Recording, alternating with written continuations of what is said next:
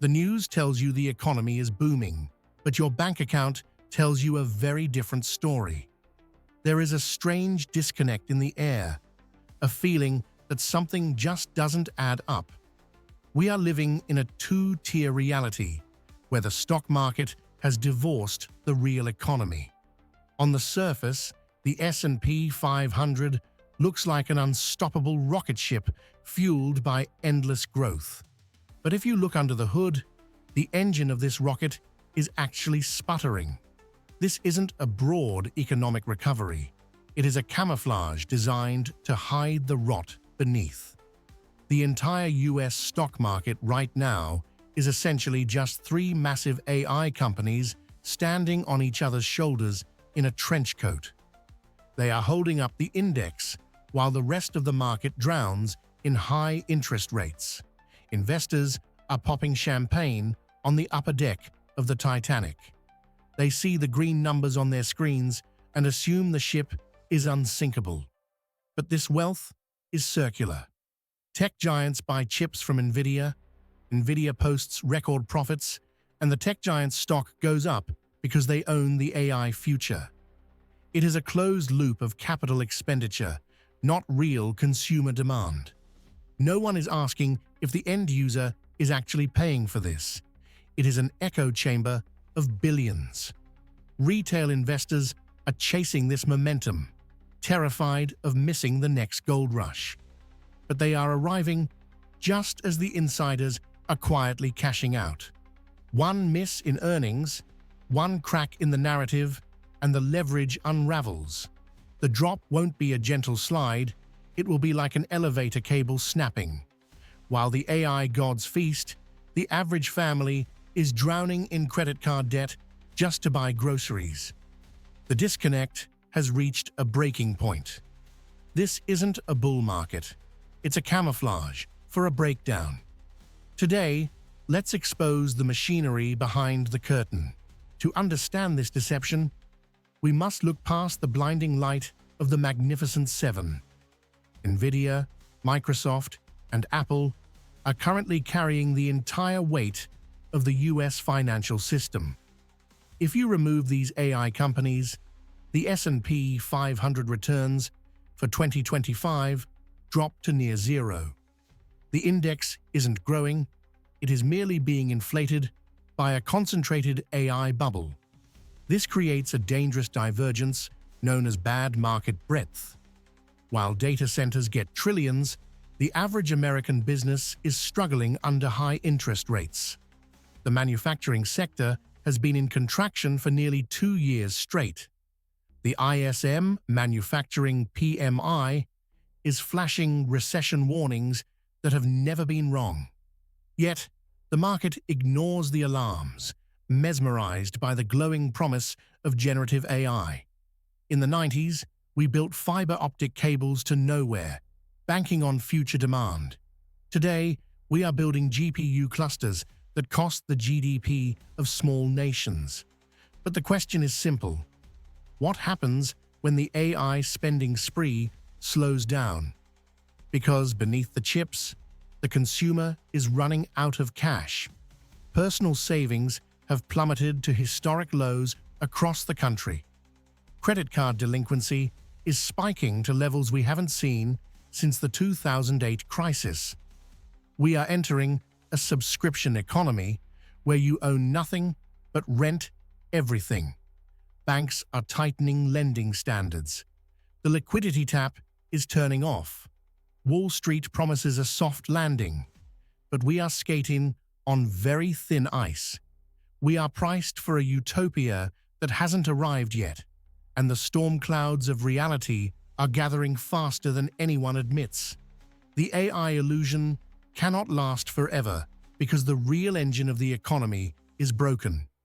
The consumer is the true powerhouse, but their tank is completely empty. The personal savings rate has plummeted to near zero, a dangerous historic low.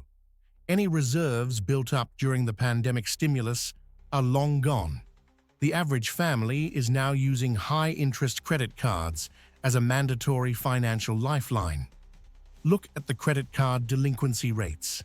They are spiking to pre-2008 crisis levels. People are no longer spending because they are wealthy. They are spending because they are borrowing. The buy now, pay later phenomenon is a dangerous, systemic extension of this debt addiction. The dream of home ownership is rapidly being replaced by a lifetime in the subscription economy. Inflated housing prices combined with high rates have made mortgage payments impossible for new buyers. Institutional investors have quietly bought up vast swathes of residential housing. The middle class is being squeezed by non-discretionary costs like insurance and utilities. This is the hidden fragility beneath the stock market's surface. The consumer is the dam, and it is about to break, leading us into the next stage of the crisis. We have examined the consumer's wallet. Now we must look at the bank's vault. The next major domino in this financial chain reaction is commercial real estate, CRE. Over $2 trillion in commercial debt is set to mature in the next 2 years. The market is calling this the debt cliff. The pandemic created a permanent crisis for office properties. Millions of square feet sit vacant in major city centers. These empty towers are the collateral securing those massive bank loans. The value of that collateral is crashing, meaning the loans are underwater. This debt is concentrated in regional and small community banks. These local institutions lack the scale to absorb these massive losses. This is not a generalized stock market slump. This is a pure credit event. When banks fail, the credit pipeline for every business freezes solid. Small businesses that survived the high rates will now face a loan drought. The entire system relies on central bank liquidity as a safety net. That safety net is being pulled away, $1 at a time. The Federal Reserve's reverse repo facility was the primary liquidity cushion. That cushion has depleted dramatically over the past year. The financial system's safety valve is running dry. The mechanism designed to absorb market shocks has vanished. When the next shock hits, there is no cushion left to slow the impact. The credit freeze will accelerate the deflationary reality of the real economy. We must now look at the one entity responsible for the entire situation, the Federal Reserve. The shadow looming over this entire crisis is the Federal Reserve. Their policy of near-zero rates for a decade inflated every asset bubble we see today. Then, their aggressive rate hikes were too fast, snapping the credit environment. They raised rates high enough to break something, and now that breakage is here. The Fed is trapped between two disasters: rampant inflation or a deep recession. If they cut rates now, they admit defeat to inflation, and prices skyrocket.